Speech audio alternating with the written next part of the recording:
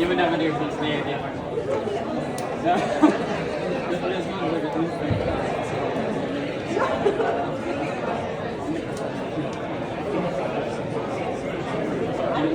ja, det borde alltså så att det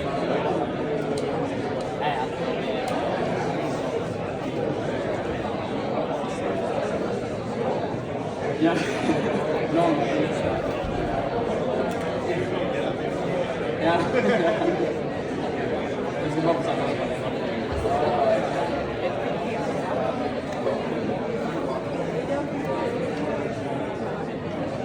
Ja, ja.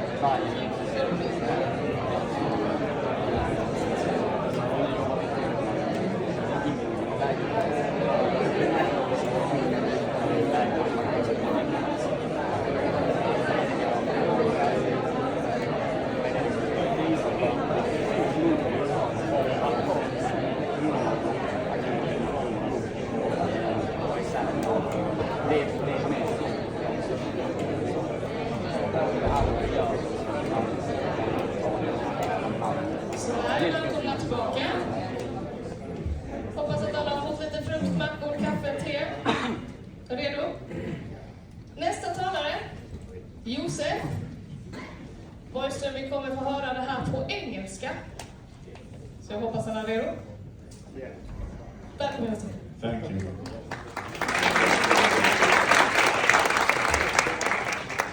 Is the sound okay? Perfect. So, yeah, thank you for having me.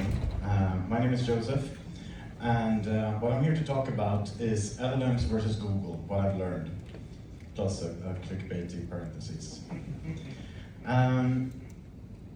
First, let me address the language. I know some of you wanted me to do this in Swedish, but I decided that it was more important that everyone can follow along rather than that a majority is happy.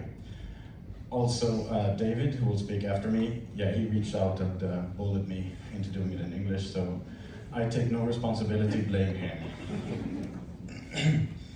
What we'll talk about today is, well, I'll do a bit of an introduction so you know who I am. I'm going to talk about what's happening with traditional search and the rise of LLMs and how they're changing the game. I'll also get into my approach to LLM optimization, and there might be a surprise at the end. Spoilers. So who am I? I've been in the industry for 10 years. I was a jury member at the Swedish SEO Awards, Svenska SEO-priset, a couple of years ago. And I spoke at, well, not this stage, the other stage we had last year. Thanks for having me back. And on the personal side, I enjoy fancy food, as you can see. Earlier this year, I switched to client side after 10 years of consulting because I want to work at a company that had SEO at its very, very core. Which that company, as you might have heard from the first speaker, is Business With. It's a platform that makes it easier for companies to buy softwares and AI solutions. And you can think of it as like a matching service where SaaS buyers can find, compare, and choose SaaS solutions. And SaaS provider gets leads, they get branding and reviews. And it's a pretty neat setup with a lot of SEO potential. Because when you need a CRM system or a payment solution or an HR tool, you tend to search. So we get pretty exciting data to work with, even if it's in the B2B space, so the volumes tend to be lower. Now, what you can expect from me today, I decided to call this talk My Learnings, because honestly, this has been a bit of a learning experience. I can't stand here today claiming to be a complete expert. I think few people can. But what I want to share with you is exactly that, my learnings, my thought process, how I'm trying to balance LLM optimization with traditional SEO, and hopefully from the processes I've used, the evaluations I've made, and the sources I've leaned on, you'll find something valuable to take home with you. Sound good? Expectations low enough? Perfect. So, previously I've shared some concerns about what's happening in the industry with the rise of AI. Working in SEO this past year have given me kind of mixed feelings. It's of course been very, very exciting on one hand, but on the other hand, the playing field is being completely redrawn. It's a little bit unsettling. The methods we relied on, and we're scrambling, they're disappearing, and we're scrambling to find new solid ground beneath our feet. It kind of reminds me of the early days of SEO, where the hot trick was like white text on white background, right? And in a way, that's kind of what it feels like now with AI, right? We're at the start of a new era where the only option is to experiment with the tools available, and figure out things as we go. The positive side, though, is that our competitors face exactly the same challenges as we do, right? And in many ways, the playing field is more even now than it has been for years, which is kind of cool. And it's what gives me hope right now. So let's start with the biggest concern out there. Supposedly, AI is replacing Google search. We've all heard from this dude, right? Yeah, that's not what's happening. If you look at the data, there's actually an opposite trend. So this was a study done just 3 weeks ago by Rand Fishkin, he was one of them, and you know him, right? He's the guy who founded Moz. And he did a really, really big and comprehensive study looking at the average uses of traditional search versus AI over the past 2.5 years. And yeah, AI has grown in that time, no doubt about it, about 40%. But SEO has declined less than 1%, basically a flat curve. And remember, in this study, traditional search, I should have brought a laser pointer, it includes Bing, it includes Yahoo. And even with those smaller platforms, SEO is basically untouched by AI. What about the heavy users, the supposedly digitally mature? Surely they're the ones who are moving away from traditional search and into AI. Nope, their usage of traditional search has increased according to this study in the same time period. And this isn't like an outlier. This is a consistent finding across many studies. All the big platforms are growing. So here is a cool website that was released just recently. It's called ChatGPT versus Google. And it was done by the Ahrefs team, where they give you like live data analyzed from right now about 50,000 websites over the past 8 months. And guess what? Pretty much everyone is growing. Google is growing, ChatGPT is growing, even Bing is growing. The only exception in this study is Gemini, which I attribute to like a bit of cannibalization by Google. You know, they released AI mode, and AI overviews isn't separated in this study. If it was, I think the data might support my case even further. A final example. So this was a study by SEMrush that showed that ChatGPT, introducing users who had never used ChatGPT before, actually increased their traditional search usage, or Google in this study specifically. I don't know how that happens. We all know that ChatGPT can hallucinate sometimes, and maybe it's that you start double checking, maybe that's what's happening, I don't know.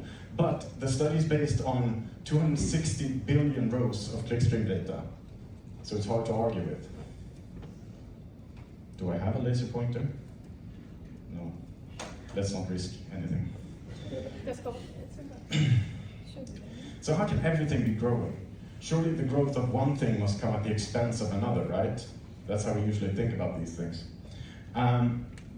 There is a simple potential explanation. We're all spending more time on our screens. The digitalization, we talk about it as if it's over, but it's currently still ongoing, right? That's what the data shows.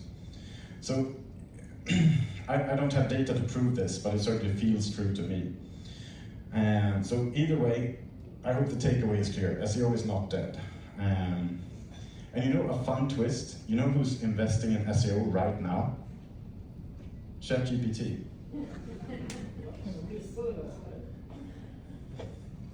Yeah, I'm here to catch everything you drop. Yeah, this was posted like a week ago. They're looking to hire a content strategist with SEO focus for $400,000 a year. And interestingly enough, it doesn't mention LLM visibility. They're squarely focused on SEO. Yeah, when I found this, I was like, oh, perfect. The cherry I need for my point. But it doesn't mean nothing has changed either. So what has changed for traditional SEO? I think we've all heard of like the great decoupling, or what's been affectionately called the crocodile, where the clicks and impressions are starting to separate because of AI overviews. Because you can be visible in the AI overviews, get the impression but not the click, forming this neat little crocodile in the report. People are calling this the end of top funnel content. I don't know if I go that far, but there are certainly a few things that I do agree with.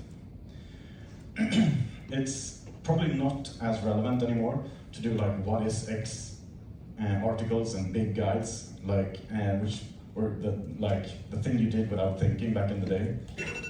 And by back in the day, I mean like a year and a half ago.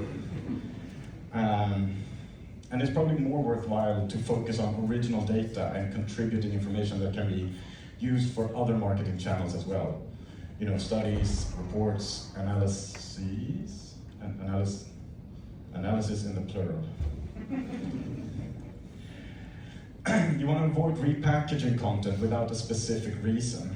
Like, if you need to build topical authority for a new business area, that in that case it might make sense. Like if you have a business selling pants and you want to move into selling shoes, yeah, publishing a few articles about what is sneakers might be a good idea because you have an additional reason other than just clicks. You need to build that topical authority for Google, right? In the future, marketers will likely view 2024 as a peak traffic year. I can't remember for the life of me who said this, but I think it's spot on.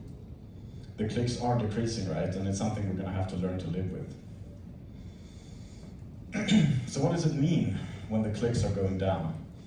I'm going to steal a quote from Christian Rudolph of TopDog SEO, who said that clicks is just a proxy for the buyer's journey. Meaning it's not how many people who click on Google that matters, it's how many people go on to convert once they're on your page. And since clicks are becoming more rare, that also means that the clicks we actually do get tend to reflect a deeper engagement, meaning users who are more likely to convert, more concentrated, if you will. So SEO is not going down. What about the rise of LLMs? Just to put things in perspective, ChatGPT is their traffic or their usage is still extremely low compared to Google. In fact, it's as of this data from a month ago, their presence is about 1/10 that of Bing's. Kind of put things in perspective, right? So the reality is that right now the reach on ChatGPT is still very, very limited. For a large majority, LLMs is not a part of their day-to-day life. This study showed that 2 out of 3 Americans in 2025 have still never used ChatGPT. In Sweden, this a similar study by Svenskarna om Internet showed that only 29% had used an AI agent, not just ChatGPT, in 2024. So I think we as marketers tend to forget that we are very digitally savvy, and that's not necessarily the case for everyone out there. If you read between the lines, and I encourage you to check that report out if you haven't, because if you read between the lines, you can kind of, and this may be protection on my part, you'll have to read it for yourself, but my takeaway was like, yeah, there are some people who like AI, and there are some people who don't know, and there's a few people who really doesn't like AI, who are scared and nervous, and very hesitant to be part of that space.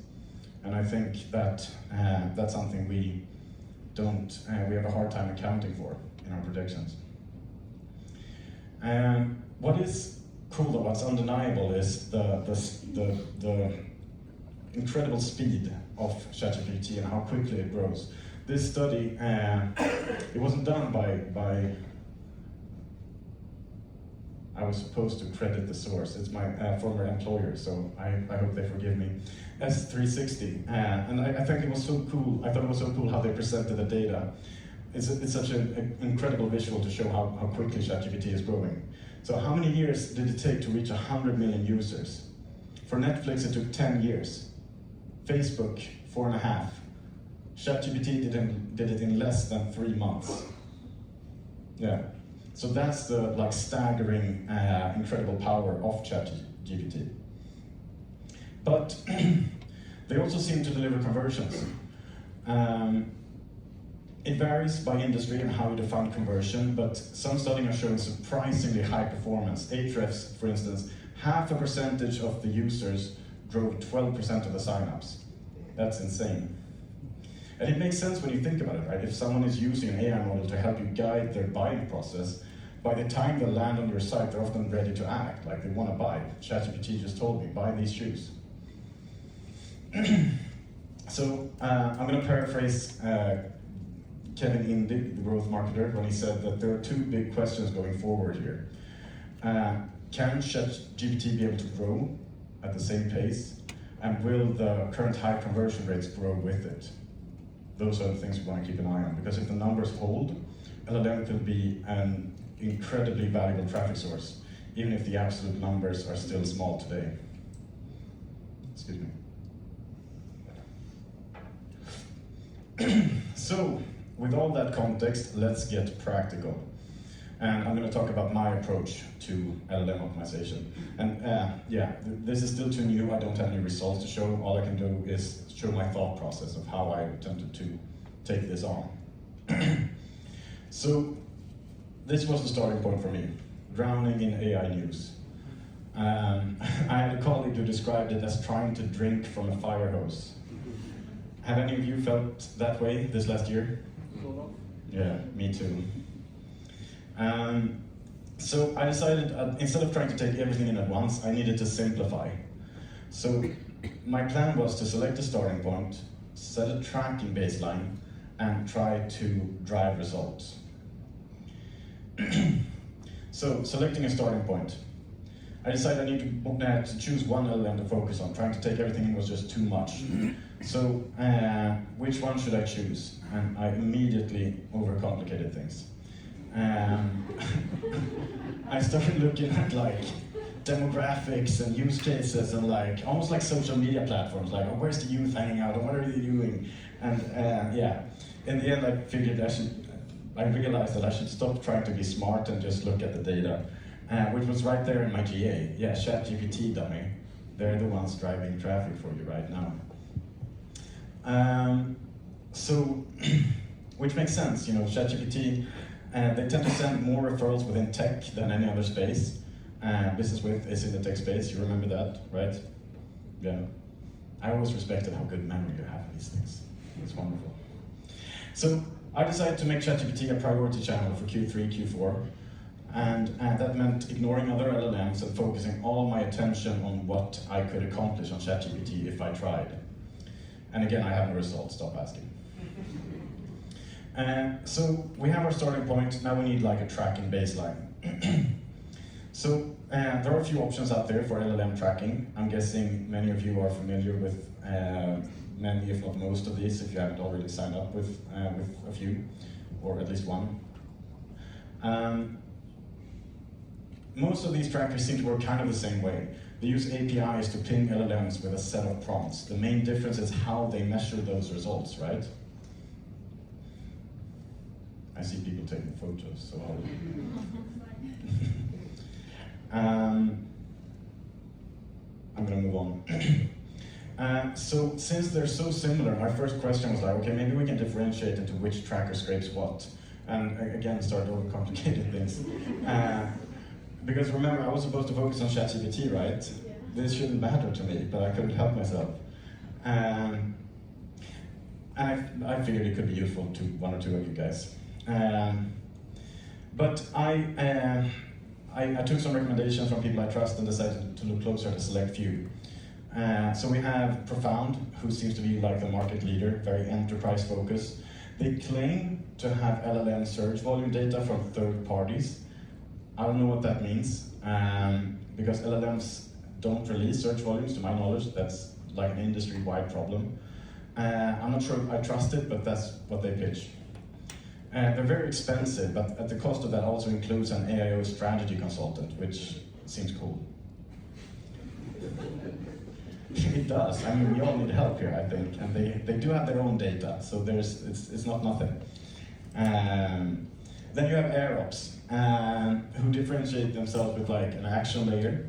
So you have the LLM tracking that everybody has, but it's not just insight, it's like tactical outputs, like identifying URLs to refresh, for content freshness, outreach support, Reddit strategies, which is cool. But you know how like you can't focus on two things at once?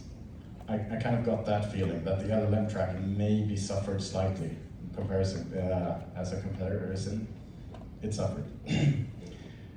And then you have Scrunch, which was my, I love their pitch, the great budget-friendly option. They separated mentions and citations in a very beautiful way, which is like clicks and impressions, right? Mentions is your mention, citation is you have the link. And they have a strong focus on customer personas, which I thought was interesting. In like an AI agent future, hyper-personalization will definitely grow, in my mind, and personas could be a neat way to tackle that. But they only have data history for 90 days, so that's a limitation, even if you can export the data. There's also the quick and dirty way with, if you have an Ahrefs subscription, the AI citations report that you showed as well, I think is for being there, if you have an Ahrefs, if you have an Ahrefs subscription, it's very neat data. It's not deep, it's specialized as a proper AI tracker, but like as a quick glance health check, it's pretty great. An LLM tracker, I wouldn't treat it as a replacement though. An LLM tracker can still give you like key sources of traffic, trends over time, individual prompt insights, and more deep competitive analysis, which is probably important. But we shouldn't forget our own data, right? Like I did with GA. For some mysterious reason, Google has decided not to treat LLMs as a proper channel in Google Analytics. Isn't that strange? It's almost like they don't want us to track how LLMs are performing as a channel, right? Yes. Yeah. So this lets you work around that and create LLM like a proper channel. So you can treat it like organic search or paid media or whatever. I mean, it's probably a good idea as well to track which landing pages LLMs prefer, see how LLM traffic actually converts for you. So the best part, you already have this data available to you today in your existing tools, presumably if you have Google Analytics, which I think some of you may do. So we have our starting point, we have our tracking baseline. Now we want to attempt to drive results, right? So there are a couple free resources we can look at and use. Excuse me. So there's the AI search manual by iPullRank, this like staggering 20-chapter monster of how to think about AI search. It's like that fire hose is not getting smaller. But thankfully they did like a too long didn't read quick start guide if you want to like take it in smaller sizes. There's also Aleida, who did an AI search content optimization checklist. And both Aleida and Michael King are like industry heavyweights, and I think it's so great that they're sharing their work so openly. That's one of the beautiful things about SEO, if you ask me. We experiment, we share, we learn together. As for my own efforts, I decided to focus on Wikipedia. Wikipedia is a main source for ChatGPT mentions, it's frequently mentioned, so I figured, hey, we should just set up a profile. And Wikipedia was like, nope, no. they have very specific criteria for what they want a company to be. They have specific criteria. They want you to make a certain amount of money or have a certain amount of employees. But there's also that third option that gives us some room to maneuver, because these are not like a checklist where you have to catch every single one. It's more like if you have enough of one, you can ignore the other ones. And this last one, verifiability, means like there's people out there talking about you, which basically translates to media coverage, right? And there's a tried and true SEO tactic for media coverage, digital PR. And most of you already know this, but for the CMOs out there who came along just to be polite, digital PR is about creating stories that people want to cover, to click on and link to. And that way you generate links and results. And I think right now digital PR is one of the more worthwhile SEO efforts we can engage in. You have all those old school traditional values with backlinks and improved rankings, but there's also the LLM optimization with third-party mentions, which are so important to be included in LLMs. There's also the option, if you do it well, that you're actually included in future training data for LLMs. So you're part of the LLM's thinking. So it kind of works as both an offense and a defense. You're working both sides at the same time, which I think is a pretty good thing to do in these times of uncertainty, where we don't know the value of doing like what is X article. So to summarize, SEO isn't dead. Despite all the noise, the data shows traditional search is still holding steady, and in some cases even growing. LLMs are on the rise, but they're not replacing anything. Usage is climbing, but the reach is still relatively small compared to Google. The rules are shifting, however. What used to work isn't necessarily as valuable as it once was, or at least it's hard to know if it is. Instead, we have to experiment with new methods and tactics to keep ahead of the curve. But it's a shared challenge, right? Everyone, our competitors included, is trying to navigate this.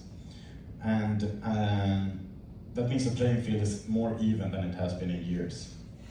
So what I decided to do, and if you don't know what to do, I think this is a good place to start. Pick a starting point that makes sense for you and your organization. Set a tracking baseline.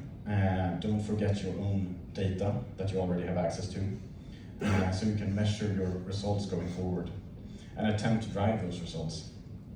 And in our current climate, with all the uncertainty we have, I think establishing fundamentals like these for your own organization with your own data is a pretty strong starting point.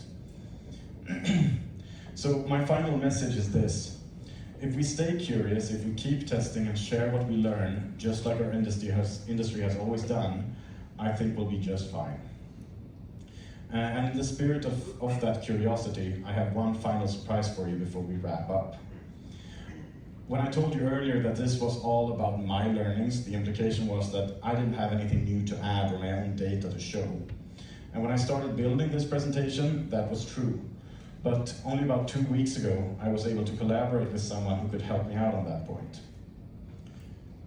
So I teamed up with AI Brand Tracking, which is a Swedish LLM, or a Sweden-based LLM tracker, to get fresh insight into the Swedish market. And today, together we analyzed about 20,000 prompt responses across ChatGPT, Perplexity, and Gemini, results only from Sweden. Because every study out there I can find only looks at the US or global market, not like non-English markets. And I guess there could be ones in Spanish, but I don't speak Spanish. So we took a look at some of the more common domains mentioned, like Reddit, and so, okay, how are these actually performing for the Swedish market? And we found a few key insights. So Wikipedia is king, even for the Swedish market. It was definitely the biggest player mentioned. Other frequent resources or frequent sources included like independent evaluators, like Konsumenternas, Trustpilot, TripAdvisor. Reddit was much lower in Sweden, about a third of Wikipedia. In some studies they're like head-to-head in the US. And to me that makes sense. Reddit in the US is this huge and fragmented thing where it's divided into like countless super specific subreddits. I know there's like a subreddit specifically for people who are into birds with arms. That's the level of fragmentation. In Sweden, there are maybe like 3 big subreddits, and 2 of them are pretty toxic, honestly. So it made sense to me that Reddit should be a little lower. I was curious whether local Swedish forums like Flashback would play kind of the same role. Apparently not, at least not in this data.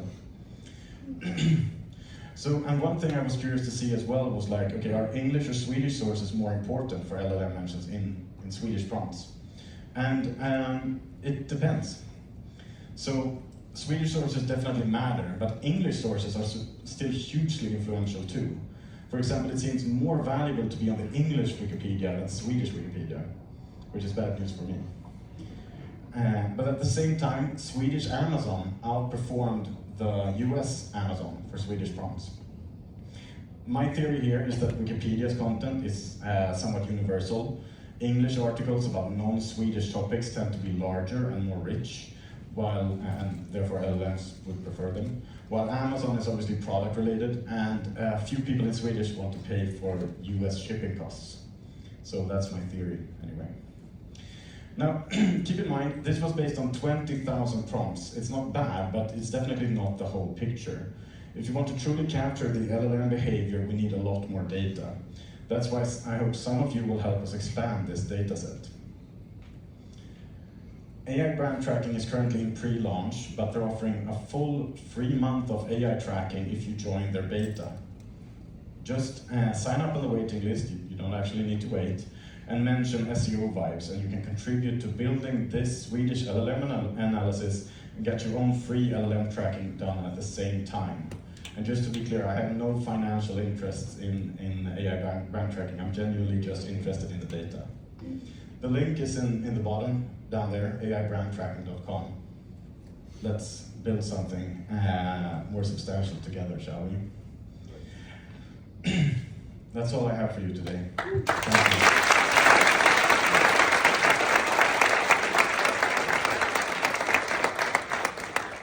Now, SEO Vibes will send out my presentation. They'll send out everyone's presentation from today. They did the same thing last year, about a week or so, maybe 2.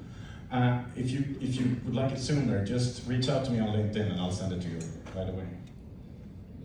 Do we have any questions? What? Yes? What was the scratch? I can't remember. I don't have. I have spreadsheets for a reason, dude. I can't keep things in my head. Sorry. Yes? Ställer frågan på svenska. Absolut. Du säger att du fokuserar, eller vill fokusera på Wikipedia.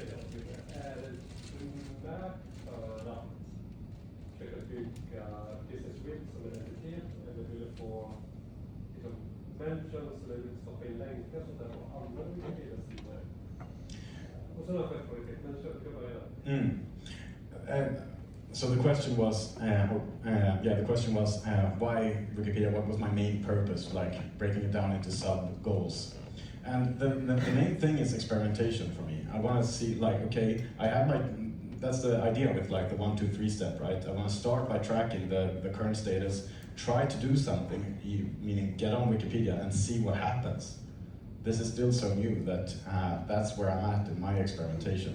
I'm still throwing stuff at the wall and seeing what sticks. Did you have a follow-up? Ja, precis. Men jag vet att prata med några här i rummet kring, det finns en specifik Wikipedia-krigare som verkligen är omöjligt att skapa företagssidor. Like a moderator? En moderator, exakt. Yeah. Men det finns ju möjligheten att skapa engelska med detta och få till det. Har du eller någon annan kanske sett någon impact kring företagssida på svenska lokalspråk versus engelska? Well, that was kind of the slide I showed, right? And the mentions from Wikipedia show that it's I can't remember if it was like 2/3 of the mentions on Wikipedia was specifically English. And I think it also kind of, it's so many variables, right? It depends if the brand is global or not. We don't know. That's why I want more data. That's why I want more people to sign up and we can find these things out together. Any other questions? Yes, in the back. All right, I hope you can hear me. Yes. Good. You mentioned that you're in the tech industry and that your audience is more tech savvy, more using AI technology, those kind of things. And now we know that agent mode is also part of ChatGPT functionality. Is this something that's on your mind? Just wanted to hear your thoughts around it. It's definitely on my mind. I don't have any way to tackle it. Like, I'm still trying to figure out the regular LLMs and how they work. I figure AI mode will be an extension to that either way, and what works for Gemini will likely work to some extent on AI mode. Sorry, I'm thinking about agent. Agent mode? Yes. No. Agents in the future. Oh, no, I don't know. It's like I said, my point was to limit my scope and try to focus on one thing, and I can't even answer the questions about that, so I'm going to stay out of stuff outside of that, if that's okay. Yeah. Any other questions? Yes? Which tool did you end up choosing? I haven't chosen one. In fact, we kind of figured this was so easy. Like, it was when we saw how they did it, we were like, we can do this. But that also means like, okay, how should we do it? And a bunch of more questions. So that's where we're at right now. Any other questions? Yes. Could you talk a bit about the implications of the LLM trackers? I think it would be nice for people to hear about the limitations that we saw in those trackers. The limitations of LLM trackers. Yeah, and the one that you've actually been on a demo on. Yeah, I mean, the big one is obviously no search volume. Imagine, like, if we think of this in SEO terms, right? Imagine you can track any SEO keyword you want, but you don't know what the search volume is for that keyword.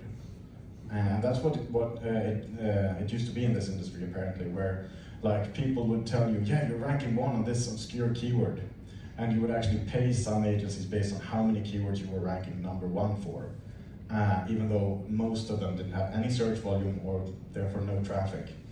And we're in that uncertainty period right now with LLM visibility, as long as the trackers don't release the search volume data. And it's also more tricky than that. It's not just search volume for keywords, right? Because it's not like Google where you ask one question and you get one response that's kind of similar most of the times you ask that question. It's a back and forth, right? There's an interaction. If you ask which is the best CRM system, you might get a list of options, and you might say, okay, tell me more about that one, as a follow-up question to ChatGPT. There's no way to track that. So there are a lot of limitations around LLM tracking and the data we can use, and we can do our best guesswork. But, and this is one of the reasons we're still deciding how to approach this. And we're still in a position as an industry where we have to figure this out the best we can, I think. Any other questions? Okay. Yeah. I think that's it then. Thank you.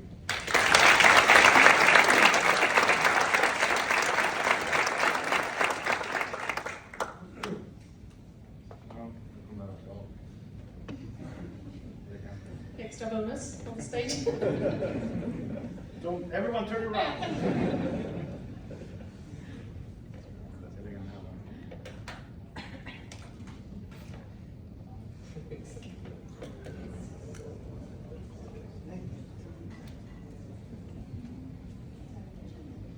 Next up, we